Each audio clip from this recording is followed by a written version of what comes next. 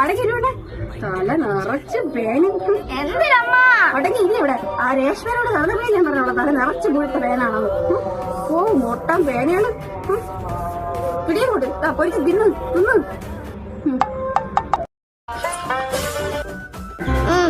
പെണ്ണെ പെണ്ണെ പെണ്ണെ എന്തിനാണത്? കാലിന്മേ കാലിവിട്ടിരിക്കണ